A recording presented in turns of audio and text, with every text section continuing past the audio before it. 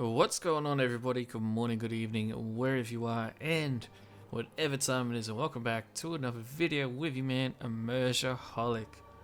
Ladies and gentlemen, welcome back to yet another faction overview for the Divided Impera overhaul mod for Total War Rome 2. Today, we are checking out the media Atropatanians, otherwise known as Atropatkan in the game if you're using the default naming system.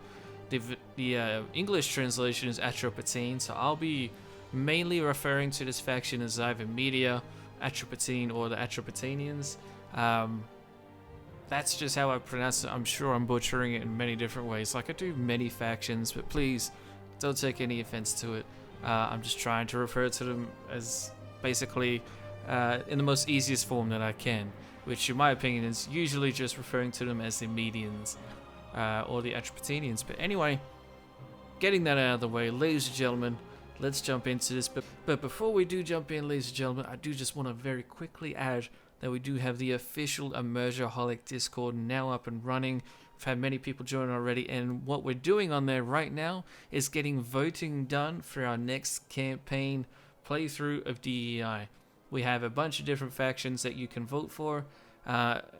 You'll be very interested to see what is winning the vote right now. I won't spoil it here. I'll wait for you guys to go in and check out the Discord yourself. But it's going to be very, very interesting, and it's very Western, at least geographically it is. So anyway, get involved there. Enjoy the voting, and feel free to give any suggestions and feedback in the Discord as well, as I'll be checking that every day, multiple times a day. And YouTube comments, while I always try to check them on my videos, YouTube doesn't notify me of comments anymore.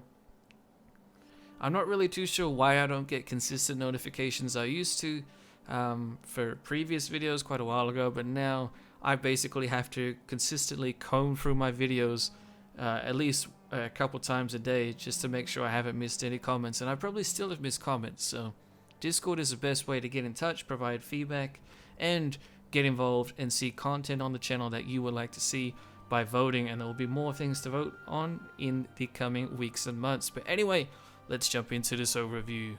So once again, we are back to the Cultural Arzabum cultural group. We have plus 15 ammunition for all missile units and a plus 10% wealth from all commerce buildings with the following factions: Pontus, Armenia, Parthia, and the Karthli. However, for Atropatene, we have an increased trade income from vassals. Very specific to vassals. I'm not too sure how helpful that would be, to be honest, because in DEI it's generally a good idea to not create vassals because they often rebel against you very, very quickly, especially if you're in a weak and fragile position. Your vassals will rebel, so it's a decent little perk, but I don't know how often you'll be wanting to make vassals. Do be careful if you do that, though. And then the other thing you get is improved sanitation, which is very nice and will help you with your early game infrastructure, where you start building those tier 2 and 3 and above buildings, where you're starting to have to deal with squalor in fairly large numbers. This will help you out a little bit. However, you also have the Legacy of Overlords debuff, which gives you a diplomatic penalty with Persian factions. Not a massive deal, because you'll basically be fighting all of the Persian factions anyway. The main issue with this that I can see happening is that they will be more than willing to join the Seleucids in fighting you early on, because the majority of the Persian factions in the east are satrapies of the Seleucids. You are not, interestingly enough, but the other Persian factions are, and so because of that, you do need to be careful. They will be more than willing to go to war against you, and that could be a big problem and kind of screw you a little bit in the early game, although you are still more powerful than most of those other Persian factions. So in my opinion, it's not really too much of a big deal, but it does kind of hint that you will be in a fairly constant state of warfare with the Persians. At least that's what it suggests, but we all know diplomacy in Rome 2 at the bottom, at its core, is pretty random anyway. But anyway, that's it for the buffs and debuffs. Let's jump into the part 1 section of this video, where we'll check out the campaign situation for Media Atropatene. Alrighty, ladies and gentlemen, welcome to the part 1 section of this video. Let's check out the campaign for Media Atropatene, otherwise known as the Atropatanians. We have 3 cities. That's right, we are no longer discussing a one-hitter quitter. This is nice, it's refreshing. So many of the factions in DEI have only one settlement when they begin, but Media is not one of those. You have Thrapsa up here in the north, you have Genzak, which is actually your capital, interestingly enough, and then you have Ekbatana down here to the southeast. These are 3 cities inside of the province of Mara, and you also have one neutral city that is not part of your empire at this point, but it is in the province, which is of course Raga over here in the east, which is owned by Parthava, which is basically a splinter cell of the Parthian factions. I believe there's 2 Parthian factions, Parthava and Parthia itself. Yeah, that's where they are. That is your home province. I'm not too sure why Genzak is your capital. I'm guessing it has something to do with historical authenticity.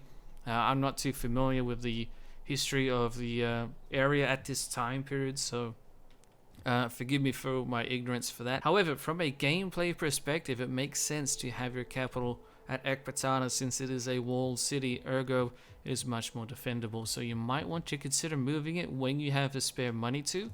And if you do, by the way, you just click on the city that you want to move to, and then you go down here to this button. It says change capital, cost 5,000. You click the button, you have this pop up, and then it's up to you, basically asking, are you sure you want to do this, fam? And then you can throw away 5 grand to move your star over here if you want to. It's up to you. But you will notice that we are 4 turns into the campaign because I wanted to build a barracks and what I was going to be a stable, but somehow it's turned out to be 2 barracks. I'm not sure why the hell that happened. That's interesting. But anyway, it doesn't matter because I just wanted to at the very least show you guys the infantry so we could talk about the population, but that will come up shortly. First, let's cover the diplomacy. Alrighty, here we are at the diplomacy screen, and as you can see, we are at war with Armenia, otherwise known as Hike. They declared war on me on turn 2 of this test campaign, but at the beginning of the campaign, you do not start at war with Armenia or anybody else. You have literally no diplomatic relations with anybody at all. But this is an interesting one. Armenia has declared war on me a few times in a few of my test campaigns that I've done as this faction. So I would be wary of that. It seems to be a pretty common pattern for them to want to come down and take our territory. And I've seen it in other campaigns where I've been playing as other factions as well. For example, my current Parthian campaign, the Armenians and the Atropatanians have been at each other's throats for a while. Beyond that, though, you don't actually have access to all that many factions around you. You have Parsa to the southeast, Parthava, and then the Seleucids, all of which you could get trade and non-aggression pacts with, although I believe you can't with Parsa and Parthava. No, because there's satrapies of the Seleucids, that's why. That's okay. Let's just double check with Parsa. Yeah, same thing. Seleucids, though, you can, if you can get them to like you enough, which basically means offer them a bunch of money, which isn't really that difficult. You will throw away a little bit of your early game treasury, but it would be worth it because, in my opinion, you should really consider trying to make the Seleucids be friendly to you until you hit that satrapy rebellion script, where most of these Seleucid satraps will rebel against their overlords, and then there will be warfare raging throughout the east, but it'll be to your benefit for sure.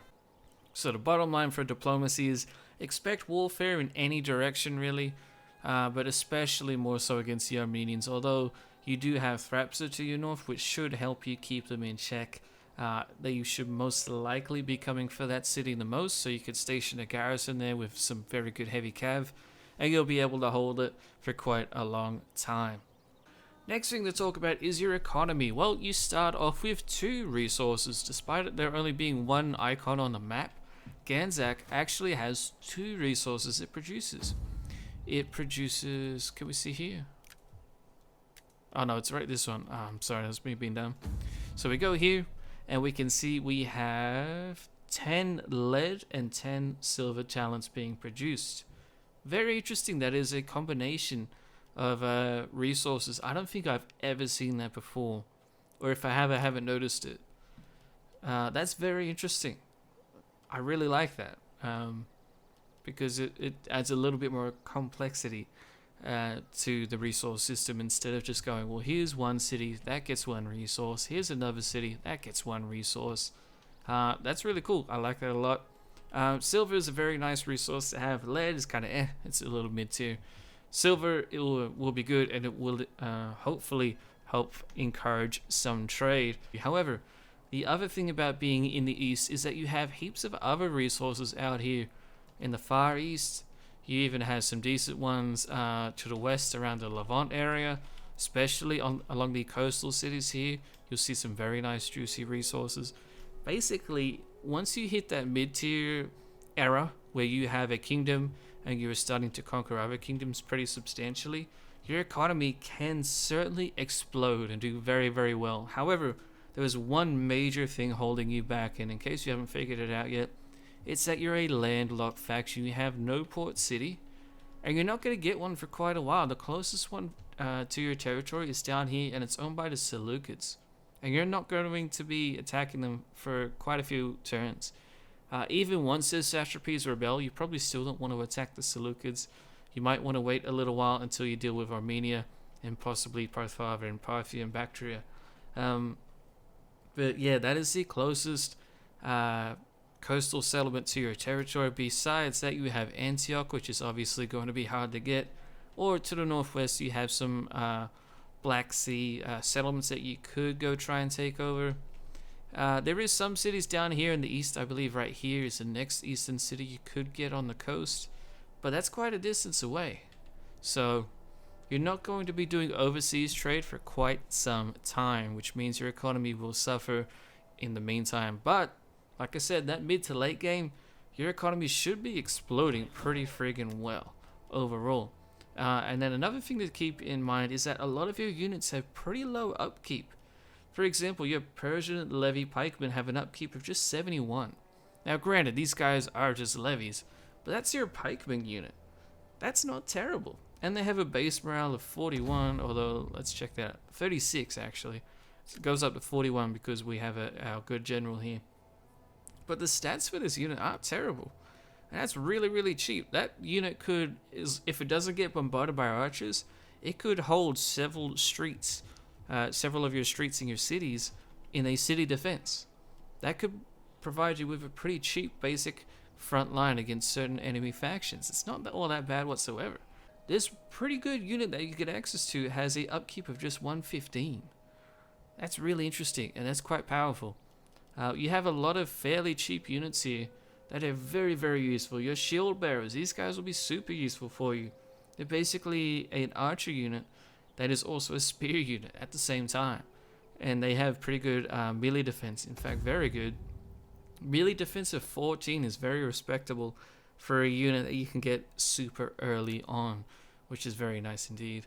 But yeah, most of these units are pretty cheap. This is your low tier units, granted, but they're very useful, very cost effective. So these guys are nothing to scoff at all, in my opinion. Persian archer spearmen. Archers with spears is an excellent idea. Why is there not more of them? I don't know, maybe there was more in real life, and for gameplay purposes they're being balanced. But anyway, your military should not be too expensive to uphold. It will be in the late game once you get your excellent cavalry and late game infantry units, but by that point your economy should have exploded already, and you should be rolling in the dough, which means you'll be rolling in the units as well, so shouldn't be too many issues there with your economy. And now the last thing to mention about your campaign situation is, of course, your population. Your population for all of those units we just looked at. I'm pretty sure it's every single one here. Let me just double check while we go through it. Yeah, every single one of these units, including your Thurio swords you get access to, come from your pagan social class, which is fan-freaking-tastic because that's one of your most easiest social classes that you can build up. And you start off with just over 21,000 at the beginning of the game in Ganzak alone. Thrapsa, let's check out how many of them do you have there. You have 17,000 pagans there waiting to get picked up. Ekbatana, how you doing? Let's check that out. 25,000 at Ekbatana. And that's just in your core region. You could get 3 full stacks out of each of these cities, even more stacks than that, just based off your low tier units, which doesn't sound amazing, but your units are very cost effective. They can do a lot of work for very little expense. So very powerful early game, potentially, especially if you know how to use your generals well to keep the morale of your armies going. But that's basically all I have to say. I mean, obviously your higher tier social classes will be a little bit of a struggle, but not by a massive amount. They won't be struggling any more than any standard DEI faction would be. So of course you don't want to throw away your elite high tier units, but at the same time you can afford to, because you're not Sparta. You're not struggling to just field one single strong Spartan army. Your elites will be fewer in number compared to, say, like a Roman unit, or Roman army I should say, but at the same time you're not going to need them because your main line and your low tier units are fantastic. Those elites will just be there to overcome the elites of other factions in the late game.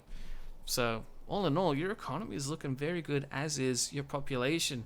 This is probably one of the most promising starts we've seen for a faction in this overview series so far. So it's very interesting. We'll talk about that more in the verdict section though, but now let's jump into the part 2 section where we'll check out the military of Media. Alrighty, ladies and gentlemen, here we are at the part 2 section of this video where we'll talk about the military of Media Atropatkan. Ladies and gentlemen, we have a massive military to cover here, so this might be a little bit longer than usual. I'll try to cover this as quickly as possible to try and save time, so I'll skip over generic units where possible. However, a lot of the units for this roster are very unique and deserve a bit of discussion, so this will be hard to pull off. But anyway, let's try it out and see what happens. Before we do get started though, just 2 things that I need to get out of the way first. Number 1, we won't be bothering to check out the navy whatsoever for this faction because their navy sucks, at least based on my research from what I've seen. They have just a few very small ships that are available to them. Basically, they have the exact same navy as Parthia, which means, bottom line, don't use it. It is really, really bad. If you have to, try to recruit mercenary naval ships from Greece and stuff. That will help you out massively. But in the meantime, don't use your own naval units. The second thing I have to discuss is the reforms that this faction deals with. They are very unique to just Media. These reforms are subject to change as time goes on and the factions do get overhauled and adjusted and whatnot, so do take this with a grain of salt if you're watching this far off into the future. But right now, as of this moment, as of this date that I'm recording this on May 17th is when I'm recording it actually, the Iranian reforms that this faction receives begin at turn 65, and it doesn't seem that there's any prerequisite for it, so that's interesting. You just have to survive until turn 65. But then the second big thing is that you have imperial reforms, which give you much heavier units, and these units come only after you do the following. First, you must take over the city of Parsa to your southeast. In addition, you must also take the city of Nisa, which is the capital of the Parthians at the beginning of the game. And then the third thing is that you must take Seleucia, which is obviously the capital of the Seleucids. Once you take these cities, you then have to survive until turn 211. That is super late in the campaign if you're playing on normal difficulty with no submods. So you might not get some of these heavier tier units, the Imperial style units, until very late in your campaign. But if you do get to them, then wow, they are very, very impressive. I'm not going to talk about what units are in the reforms and what aren't in this video. I might do a specialized reforms video in the future, but that takes a lot more extra research that I have to do to make sure that I'm giving you guys accurate information. Plus, that's basically warranting a video entirely on its own because it has so much that needs to be discussed in it. So right now, we're just going to focus on the overall abilities, statistics, and basically composition of the Atropatanian military that will be at your disposal when you play as these guys. So now, obviously, we are starting off with your general's bodyguard unit. This is one of 3 cavalry units that you have access to. We have the Persian Kingsman Lancers here. As you can see, we have a massive amount of units here. You do get access to a melee-based unit instead of these Lancer units. However, I chose this Lancer because it is the cheapest of your cavalry units, plus it also comes with a bow, which is very nice, and also gives you a little bit of extra versatility, although your ammunition is actually at 15. I thought it was lower at 10, but it's actually at 15 apparently, so very effective, cost-effective general. Get him as much as you can, especially early on. So very cost-effective general, get him as soon as you can. He is the cheapest of the cavalry general bodyguard units at your disposal. Now, once again, you can see we have a massive roster. I thought we would enjoy the Eastern Sun setting though, so hopefully you guys like that. Usually I go for just a straight up like a midday kind of map, but I thought adding a little bit of flavor would help showcase the Persian units that we'll be discussing here, because we deserve to be in a Persian setting. A beautiful desert here with the beautiful sun, looking proper hectic. Anyway, let's get into the spearmen now. So as you can see, we have a lot to talk about here. This time, should we go right to left or left to right? Let's go left to right. Alright, let's do that. So first up, we have the shield bearers. One of the most useful units for you early on in your campaign. You could field a battle line of these guys. They have 300 men per unit, melee attack of 7, defense of 14, which is pretty friggin' good considering they're very cheap. Shield value is only at 4 though, which isn't bad, although I thought it might be more like 5 or 6 with a massive shield like that. Although it does seem to be made out of just fairly light wood, so fair enough. Their weapon damage is pretty respectable. They have a bonus versus cav and elephants at 10 each. And they have an armor of 15, which is not really all that bad. And speed of 3. However, the main highlight that you get out of these guys is not only are they a spear unit, but they are also a bow unit. You can see their bows on their backs right here. They don't have much ammunition though. Apparently just an ammunition of 4 early on. So if you want these guys to be very effective skirmishers, you need to get your general to upgrade his traits to have extra ammunition for his units, and this should be applied to them as well. So then that will be even more helpful. Imagine that, having an entire main battle line that can hold against melee charges, but it can also shoot at the enemy with bows and arrows. That, my friends, is the shield bearers of the Atropatanians. Next up, we have your Persian levy pikemen. This is your only pikeman that you get in your core roster. Although being surrounded by Diadochi factions, it won't be hard for you to recruit mercenary pikemen. They even have the phalanx ability, which is very nice. Overall, they're basically what it says in the title. They're Persian, they're levies, and they're pikemen. They're not very good pikemen, but they're pikemen nonetheless. And pikemen can be massively powerful when you're going up against AI factions such as Parthia or perhaps Bactria, because they recruit quite a few auxiliary cavalry units. So use these guys early on in the campaign. I probably would avoid later on though, unless you're really going to go and target the Scythian factions to your north, although they don't have any armor, literally none, armor of 1.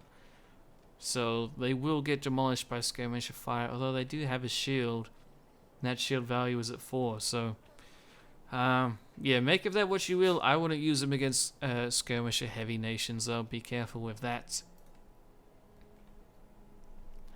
Now, we have the Persian apple bearers. The apple bearers, a very interesting name for these guys. They're not necessarily the most elite spearmen you'll get, but they're very, very solid. This is what you'll be forming your main battle line with, probably a little bit later in the mid-game, when you can afford them and once you unlock their barracks and stuff. But just a really, really fantastic unit. A melee defense of 19. And these guys aren't necessarily elite. They're high. I would call them high tier. Yeah, I would go with high tier for these guys. They're high. But a melee defense of 19 with an armor of 35. Melee attack of 8, charge bonus of 19, which is kind of low. But then they have a weapon damage of 24. Bonus versus cav and elephants of 12. Base morale of 49. These guys aren't all that far away from elite territory. But the best part about them is that you can form a main battle line with them. They will hold for a very long time. The only main downfall is their attack being at just 8, and they have no formation ability, which would help them a massive amount. But in the meantime, though, that is still an excellent unit. Highly recommend you check that out. Then we have the Persian Hoplites, just like he was saying there. This is your only Hoplite unit. You have one pikeman unit, one Hoplite unit. They come with the phalanx ability, of course. And these guys, they're basically a solid mid-tier phalanx unit. They have decent armor, decent defense. They would be basically just slightly lower than like an Athenian mid-tier hoplite, or maybe about the same. Although the Athenians have pretty good armor with their hoplites. Melee defense of 16, which is pretty freaking good. Weapon damage at 22 plus an AP of 4. Not bad. But yeah, I think their main highlight is their massive staying power that they have. Melee defense of 16, armor 28, base morale of 43. These guys will hold a very nice formation for you if you let them. However, they are just a hoplite unit. And being in the east that you are, you're surrounded by Diadochi factions that use pikes, as do the Kartli to your north and the Armenians. So be careful if you use an army with a main battle line of hoplites. They will get wrecked by even levy pikeman units in a front-on engagement, so be aware of that. They look amazing though, like wow. The roster for this faction is probably one of the best looking I've seen. And we're not even at the amazing cavalry yet, so hold on to your hats, ladies and gentlemen. That's going to be very hectic. We then have Eastern Spearmen here, basically a levy spearman unit for you. Okay stats, nothing too much to say about them. We then have the Satrap Guard Spearmen. This is your one General's Bodyguard unit that you get that is a infantry unit. It's not really all that bad though, although it isn't necessarily in the General's Bodyguard territory with only an armor of 28. But its other stats are pretty fantastic. Melee attack of 10, defense of 16, weapon damage of 28, bonus versus cav and elephants of 11. And not only are they a spearman unit that has a very long spear, by the way, longer than normal, they also have a bow and arrow setup where they have an ammunition of just 10. This ammunition, while it is not standard to that of an archer, which is usually at 15, it is still pretty powerful. Can definitely get them some free kills. I can see their main downfall being that they don't have any shields. So that can definitely cost them. They will suffer in melee defense because of that, but still. They have a very nice spear. They have a pretty loose formation though, which is kind of interesting. It's quite clear that this is a General's Bodyguard you get before you use your reform, so pretty cool like that. Definitely going to be interesting to see how they pan out in different campaigns. We then have the Elite Shield Bearers, basically the same as the Shield Bearers before, except slightly better stats. Let's actually compare it directly.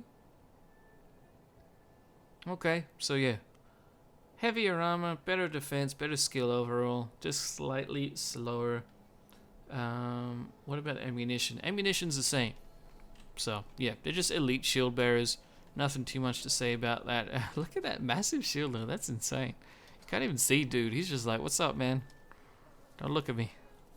It's like your creepy neighbor peeping over your fence while you're using your pool. Hey man, what's going on? Hey man. Can I come join the pool? Anyway, ignore me. It's late guys. When I record videos late, I start saying stupid shit, so apologies. But anyway, fantastic unit, very useful, has a nice tight formation, although it has only 200 men compared to 300 of the regular shield bearers, so that is worth mentioning as well. Moving forward, let's check out your skirmishers. Persian skirmishers, basically just javelin men. Nothing at all to mention about these guys really. They're resistant to heat like many of your units are, although not all. At least it's not listed that they all are. And they have fantastic stamina, which is classified as excellent. So there's that. Very interesting. However, ladies and gentlemen, hold on to your pants, Sonny Jim. We now have the Royal Archers. Wow, wow, wow. For those of you who are who have been around the channel for quite a while and you've seen my top 5 archer video, spoiler alert if you haven't seen it, these guys take the #1 slot in being the best archers in DEI. That might have changed by now.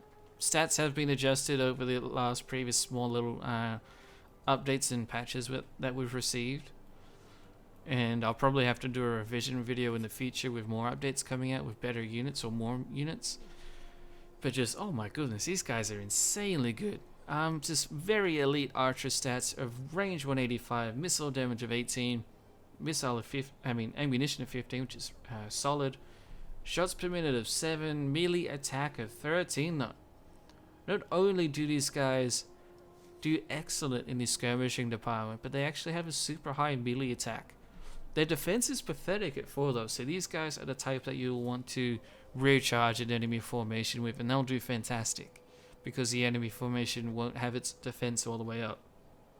However, their charge bonus is only at 19, weapon damage is at 28, which is pretty friggin' awesome. Armor of 35, base morale of 45 as well. Just wow. Oh, hang on, come back. Just a fantastic unit. They look amazing. These guys really are looking almost medieval. Like, look at that. Oh man, just whew. I really want to do a campaign one day as media, just so we can use awesome units like this. Very impressive. Wow. Get them at any chance you can get. I don't want to hear nothing. I don't want to hear about Cretan archers, any of that crap. This is where it's at, ladies and gentlemen. The Royal Archers. I'm sorry, I'm a bit of a fanboy over some of the units here. I love media. Fantastic faction, very unique roster. Their overhaul done by the DEI team is insanely impressive. However, What are your orders? what is also impressive is that you then have Persian Archer Spearmen. Now, these guys are basically almost levy tier archers. However, they then obviously have spears that are given to them as well, which makes them last just a little bit longer against enemy cavalry. But don't overestimate the use of spears by archers. Units like these are still basically levy tier. The stats are not very good. Melee attack of 6 and a defense of 8. It could be worse, but not by much. So I wouldn't be surprised if this unit got charged by a cavalry unit and then they got wiped out and routed. Don't rely on these guys to defend themselves against cav charges. They can help out your cavalry in attacking cavalry, like enemy cav that are already stuck in a battle. But I would not let them get charged by an enemy cav unit because they'll get wiped out. They don't have any armor as well. So keep that in mind. They will get slaughtered by enemy skirmishers. Slingers! We didn't have Persian slingers, nothing at all to mention about them, just standard slingers. At the ready! Persian archers, which fit the exact same category as the slingers, except they're archers obviously, so very standard, low tier. And then we have the heavy Atropatkan archers. Pretty solid unit, definitely respectable. I believe this was also mentioned in our in our archer video that I did. Let's compare them to the Royal Archers super quickly though. Wow. They have basically the exact same range stats, except their armor is way lower. So these guys, I can't remember their place in the top 5, if they even made it to the top 5. Perhaps were they an honorable mention maybe? I can't remember. I'm sorry guys, I know I did that video a while ago and you guys could just like click back and see and be like, hey dickhead, Measureholic, they weren't there or they were there or whatever. But either way, these guys are pretty friggin' awesome. They have basically the exact same statistics as the Royal Archers in terms of shots per minute, damage, range, ammunition, all that good archer stuff. However, their melee stats are far lower than the Royal Archers in most aspects except defense. Their weapon damage is way lower. Armor is only at 15, which really lets these guys down. That means that they will die pretty easily to skirmisher fire. However, they do have a shield on their back, which will help them survive a little bit longer against skirmisher fire. Plus, they have a melee armor piercing damage of 13. Which, while it's not amazing, it is quite respectable. And combining that with a weapon damage of 18, charge bonus of 26, these guys would not be wasted recharging heavily armored enemy units. Let them use all their ammunition, sneak them around the battle lines of the enemy, and they can actually get some pretty serious stuff done. So they are not to be underestimated in my opinion. But that's it for your skirmishers. You have some of the best skirmishers in the game, mainly in the archery department. Your slingers are subpar at best, and your skirmishers are basically in the same category. So you're a very archer-based faction, very heavily archer-based. But that's okay, because then we move on to your cavalry shortly. Not just yet. I forgot we had our melee units up here. So that's all your cav that we'll talk about in a minute. But first, let's finish off your infantry with checking out your melee units that are part of your core roster. Alrighty, let's start off with the right hand side where we have your Delami heavy infantry. These guys are very heavy units. Very impressive overall. Look insane. Look how good that quality is. Oh my goodness, guys. Wow. Just like this military roster absolutely showcases the talent of the DEI team. Are you friggin' kidding me, man? Like, oh. Woo. I can't believe how good these units look sometimes. Anyway, trying to ignore that.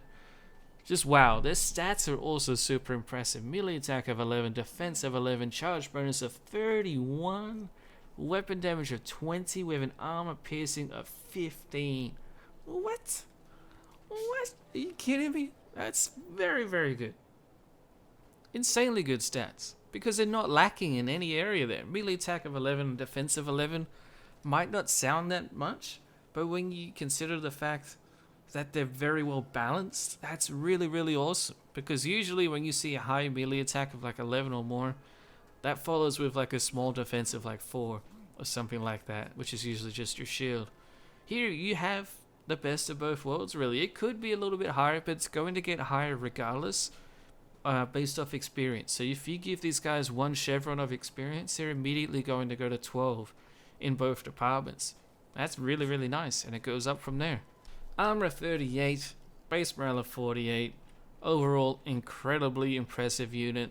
This unit will do very well against charging into Roman legionnaires especially. It does have only 200 men per unit, so maybe try to focus on using it as a flanking force so you save your elite tier social class. But all in all, fantastic unit. Very highly recommend. We then have your Iranian Thurios swordsmen. Basically Thurios swordsmen that are basically Iranian or Persian, just like most of your roster is.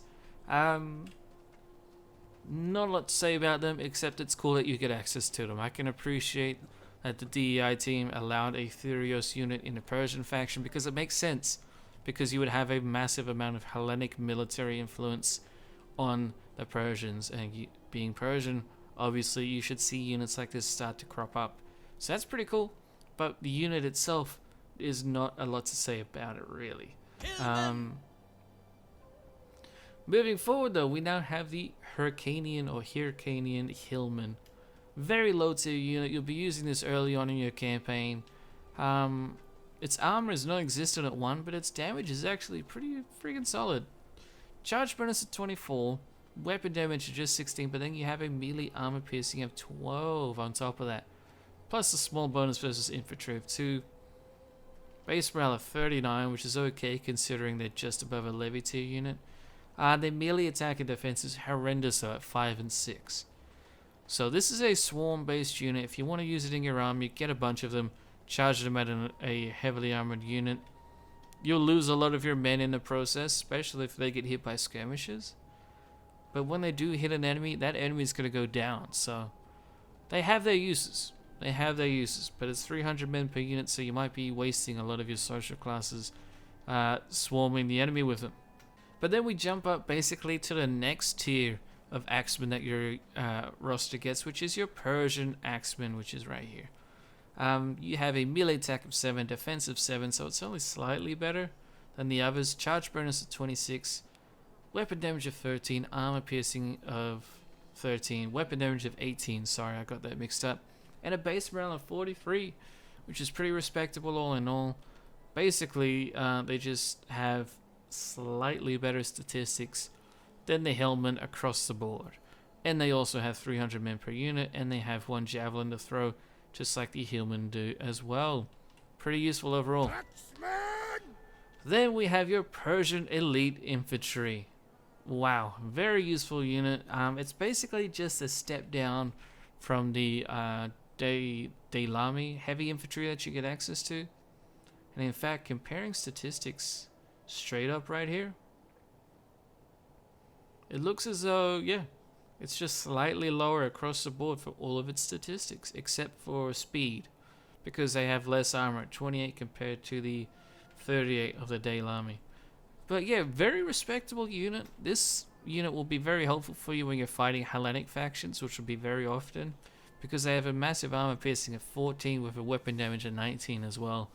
Melee attack of 9, which isn't great, but once they get a little bit of experience, these guys will be super useful. I wouldn't use them in the main battle line. This is what you use as a flanking force unit for your spear main battle line that you'll mainly be using. And again, they just look super impressive with their looks. Just wow. The variety in shields, uniform, faces, all of that. It's just super impressive. And I'm really so pleased to say that because it's so cool. Anyway, now let's get into your cavalry. Let's start off with your melee focused cav first. Alrighty, ladies and gentlemen, let's check it out. The cavalry, we have the Persian medium cav. Overall, a pretty solid cavalry unit. It's one of your lower tier cav units, which is funny because it's actually still a pretty fantastic unit. It's very dedicated to just melee, though it has no javelins or bows to fire. An armor 23, melee defense of 11, and attack of 8, with a solid weapon damage and good charge bonus. This unit will specialize in chasing down enemy light cavalry and holding them until your heavier units, we can see just up here, will come in and finish off. But yeah, very solid, just a medium tier cav unit, but just barely medium tier. It could almost be considered low compared to all of your other cav, but anyway, solid overall, and it has 120 men per unit instead of just 100, like how some of the Hellenic factions have.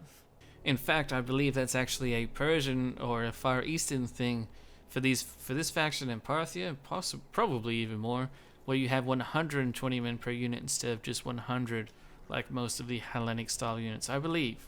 But anyway, let's move forward and check out this insane gold nugget right here. Wow, are you kidding me, man? Look at this unit, guys. Look at that reflection in this sunlight. Like, are you kidding me, man?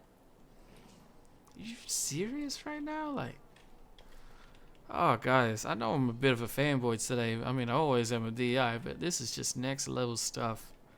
The officer is a little bit behind, but that's okay. We'll just say he's old school, and the standard bearer better not be armored because he has to believe in the standard rather than armor, right? Anyway, just wow, Iranian cataphracts, ladies and gentlemen. This is where your shock cavalry really sets a standard for what is elite in the terms of shock cavalry. Melee attack of 10, melee defense of 8, charge bonus of 63, massive charge bonus, weapon damage of 18, armor piercing of 12, bonus versus infantry of 4 as well, which helps out your attack. And you have a armor of 47, base morale of 49, and speed of 7. So they're actually very fast considering how massive and heavily armored they are. Of course, with all cavalry, ladies and gentlemen, please remember there are hidden cavalry stats that do come into play, such as the type of horse they're using, and the mass of the horse, and the armor, and the unit, and all of that crap. Stuff that I can't explain right now, but please do be aware that the statistics of cavalry are not entirely accurate as to their performance. But basically, for this unit, what you should expect is an amazing shock tier cavalry unit. Absolutely incredible. The highest that there is, or one of the highest standards of quality in shock cavalry. Just incredibly impressive. But like I said, there is statistics that you can't see right now that do affect them and all the other cavalry units in the entire game. can't cover that right now. Future video, hopefully, if I can get these statistics right. But in the meantime, let's continue. Awaiting orders. We have the Atropatkan Lancers. Now, these guys, this is your other general's bodyguard unit, I believe. No, it's not. Sorry, no, it's not. Ignore that, ignore that. But these guys are your lower tier shock cavalry units that you get access to. You can use the first unit we discussed, the Persian medium cav, as a shock unit. But these guys will probably be one of your more commonly used shock cav units that you get access to, because they'll be a bit cheaper. And they still have devastating stats of a charge bonus of 59. That's still incredible. You're going to stomp and crush enemy infantry when you charge into the rear of them. Decent weapon stat statistics, armor 38, and you still have a speed of 7. Just very, very impressive overall. Absolutely nothing to scoff at. Just, yeah, fantastic shock cav unit, very cost effective. However, ladies and gentlemen, What are your round of orders? applause as we now present the late Iranian cataphract units. This is the single best cataphract unit that you get access to as this faction. In addition, it is quite possibly the single best shock cavalry unit in the game, at least when it comes to very heavy shock cavalry units. Once again, the look is just absolutely gobsmacking, but the statistics are what are really groundbreaking, and combining that with hidden statistics behind it, I really think this unit has a very good run for its money in taking the #1 spot in regards to shock cavalry. I'll do a shock cav video in the future if you guys would like, but just off the top of my head, without doing any research into other factions, just based on common knowledge, I would say this would be the #1 shock cav unit, not considering elephants, of course. But anyway, let's dig into its statistics. Melee attacker 12, defensive 12, and a charge bonus of, drum roll once again please, 67. 67 charge bonus. That's the highest I've ever seen for any cavalry unit that is not a chariot or a elephant. Although I believe it's actually even higher than those units. I can't say off the top of my head, but that's still just insane. It's mind-boggling. This really is its description, which says it is a super heavy shock cavalry unit. You combine those attack stats in conjunction with a weapon damage of 20 and armor piercing of 13, bonus versus infantry of 4, armor of 56, and a base morale of 55. However, their main downfall is that their stamina is quite poor, and they have a speed of just 5. So they will get caught up very, very quickly. You'll want to protect them against enemy cavalry swarms, especially in like PvP battles. But in the meantime, just enjoy them destroying enemy infantry units. I really can't overstate how fantastic this unit can be. But that stamina can come back and bite it in the butt, so do be careful of that. Especially as stamina is getting adjusted in future patches, and I believe there's even a sub-mod coming out. But do be wary of that low stamina. It can come back to bite you in the butt and get your unit bogged down and then wiped out. But that is it for your melee cavalry. You have amazing shock cavalry options. You have a solid melee cavalry option. I think you can even still use your shock cav in melee, although you don't want them to stay in extended melee for long. You still can use them in a melee capacity. However, now we move on to the skirmishing cavalry at your disposal. Now this is where it gets really interesting, because you have units like this. Your median horse archers. The stats are not all that amazing, although the main thing that this unit allows you to do, in conjunction with all of your other skirmishers really, is it allows you to field Parthian style armies where you have entire cavalry armies attacking the enemy formation. Entire cavalry armies are one of the most OP things in the entire game when you're fighting the AI. You can absolutely kite them and destroy them with your arrows. Over time, it does take a fair bit of skill, but if you have the skill and the patience, units like this can destroy entire armies of heavy silver shield pikemen from the Seleucids or whatever. The stats aren't really worth talking about. They're pretty solid and standard for a horse archer unit. It is mentioning though that they don't have any armor at all, although they have an armor of 4. which basically is non-existent anyway. But yeah, incredibly helpful unit. Try to use them when you are going up against factions where you know their heavy infantry will be consisting of pikemen, because this unit will let you basically kite them into oblivion. Next, we have the median cavalry. These guys are basically your version of Tarantine cavalry. They have excellent stats. They have good melee stats. They're also javelin men with an ammunition of just 6 though. Speed of 7, so they're very fast, especially considering they have an armor of 38. That's super heavy. So these horses, are going to be super fast, and they'll do very well in an extended melee engagement. Super useful cavalry. I highly recommend you keep at least a couple of them on, well, at least a couple in an army, but one on each flank to chase down enemy cav and protect your heavier shock cavalry units. And then we have more shock cavalry. I know we're in the skirmishing department, but I thought I would list this unit over here because this is your Iranian nobles unit, which is not just a shock cavalry unit despite its massive lance and very heavy set armor. You are also, well, this unit is also a bow and arrow unit, which means it's basically a horse archer unit. Missile damage is just at 16, but it's still respectable. Range of 150, which isn't great, but it's not amazing either. Shots per minute of 6, so it's a little slower. It does have the standard ammunition of 15 though. And then of course come in the very impressive melee and charge stats. Charge bonus of 59, armor of 51, weapon damage of 18, armor piercing of 12, attack of 10. Fantastic shock unit, and it comes with a bow and arrow. Ladies and gentlemen, what more can you ask for in versatility? It's very impressive. And it has a speed of 6, which is decent. It'd be nice if it had a 7, but that would probably be a bit too much considering how heavily armored it is. Then we have the reformed median cavalry. These guys are a very solid horse arch unit. They have an armor of 31.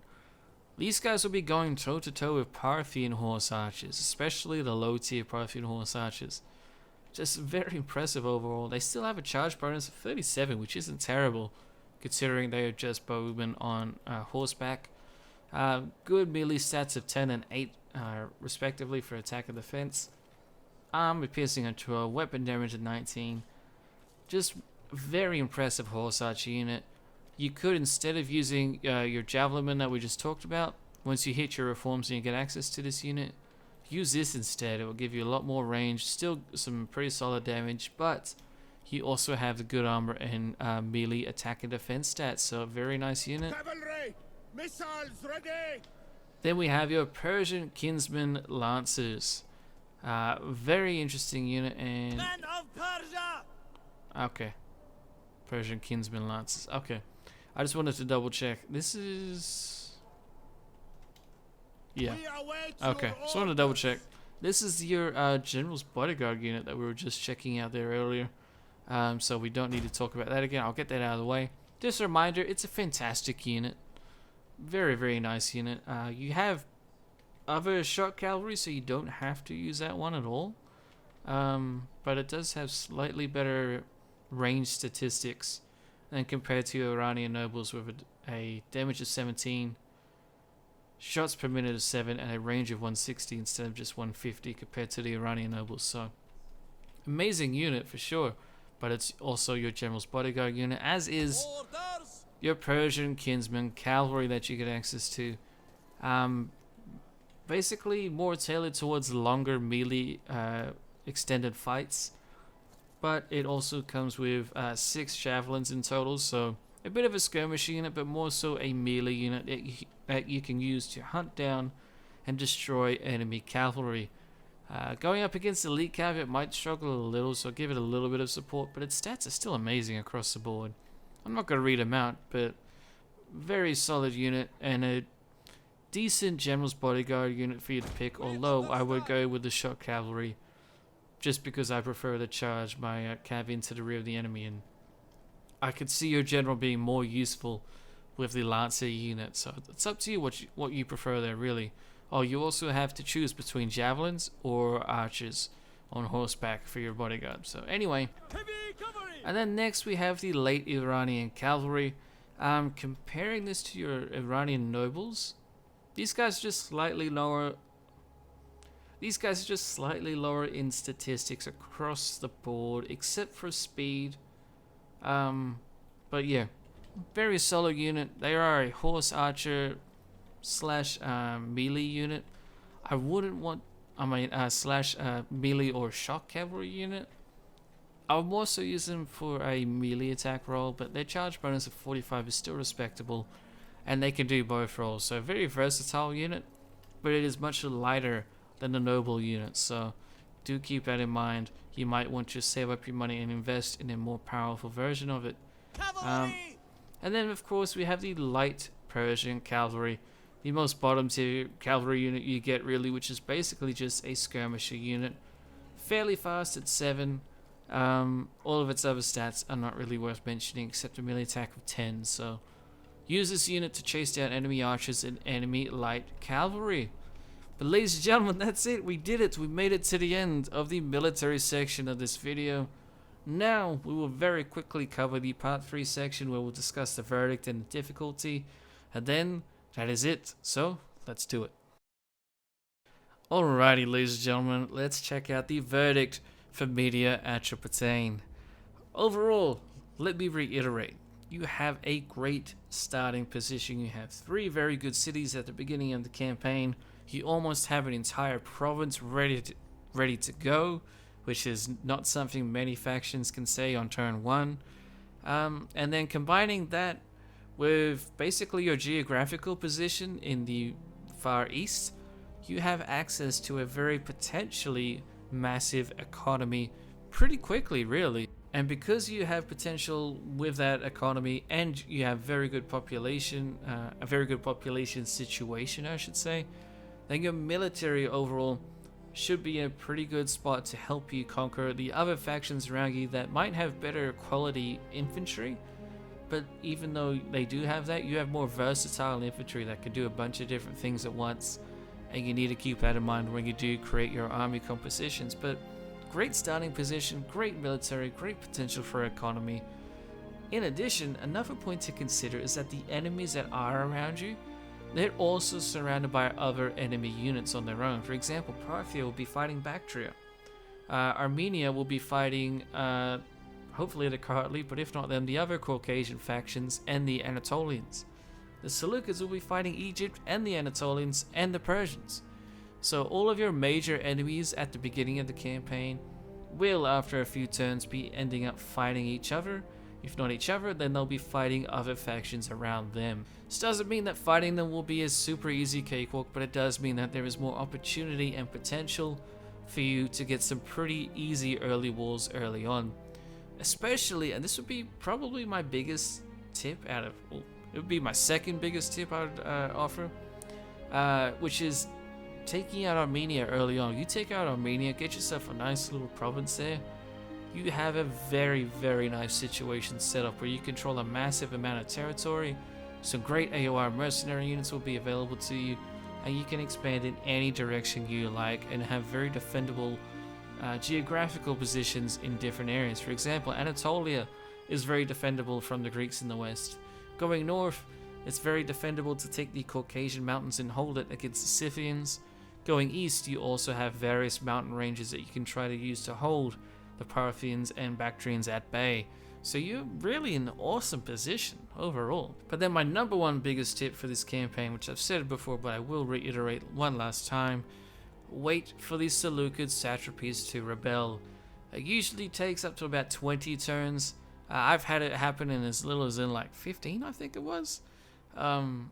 It might change as different updates do come out, so keep that in mind. But generally speaking, within the first 20 to 35 turns, the satrapies of the Seleucids should rebel against them. It might not be all of them, so do double check the diplomacy to make sure what's going on.